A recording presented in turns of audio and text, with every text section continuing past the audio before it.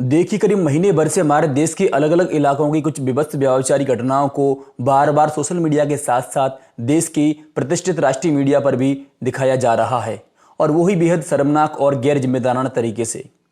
ये सब कहीं ना कहीं सभ्य भारत समाज के लिए घोर सामाजिक पतन का प्रमाण है। और अगर आप ऐसी खबरों को दिन भर टेलीविजन पर प्रसारित करना चाहते हैं तो फिर ऐसे विषयों पर गंभीरतापूर्वक विचार विमर्श करने चाहिए, सिर्फ टीआरपी पाने के लिए नहीं।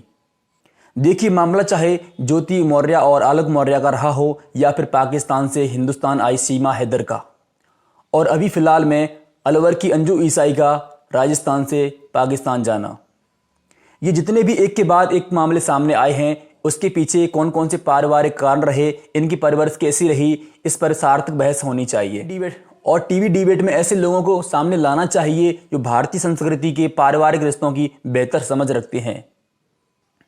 देखिए, अगर हमारे भारतीय समाज में कहीं ना कहीं इस प्रकार की विकृतियां सामने आ रही हैं तो इनके पीछे के कारणों को खोजकर उनके सुधारात्मक पहलुओं पर विस्तार से चर्चा होनी चाहिए, या फिर इस प्रकार की व्यावचारिक घटनाओं की खबरों को टीवी पर प्रसारित होने से कहीं ना कहीं रोका जाना चाहिए।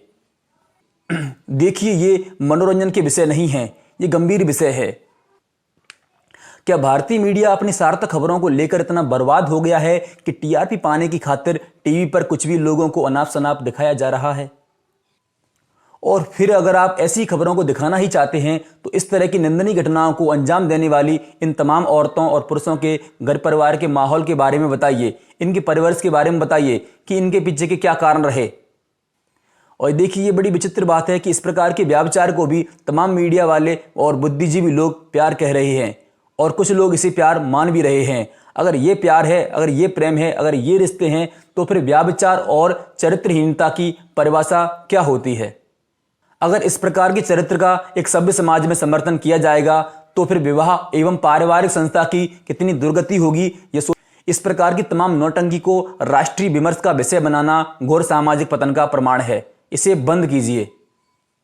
ऐसी घटनाओं को बार बार दिखाकर ये मीडिया वाले हमारी भारतीय महिलाओं की अस्मिता को भी ठेस पहुंचाने का कहीं ना कहीं काम कर रहे हैं। गलत बात को कभी बढ़ावा नहीं देना चाहिए, क्योंकि आज नहीं तो कल हमारे कर्म हम तक लौटकर अवश्य आते हैं। और इस प्रकार की घटनाओं में सिर्फ महिलाएं ही दोषी नहीं हैं, पुरुष भी उतने ही दोषी हैं जितनी कि ये विभत्स घटनाओं को अंजाम दिया गया है। प्रकार की घटनाएं हमें काफी चीजें सोचने के लिए मजबूर करती हैं। कामुकता किसके अंदर नहीं है? हम सबके अंदर है, मगर ये अपने एक दायरे को पार कर जब किसी के दिलो दिमाग पर इस प्रकार छा जाती हैं तो उसे गलत और सही का आभास भी नहीं रहता। किसी व्यक्ति के सारे मानसिक और नैतिक गुण अवगुण का योग ही उस व्यक्ति की पहचान है। एक चरित्रवान व्यक्ति बनने के लिए एक अनुशासित और कर्म स्वार्थ का जीवन चुनना पड़ता है। यह आपके प्रति लोगों के विश्वास को और जिम्मेदारी को इंगित करता है। यह आपके भीतर के व्यक्ति की असली पहचान को बताता है।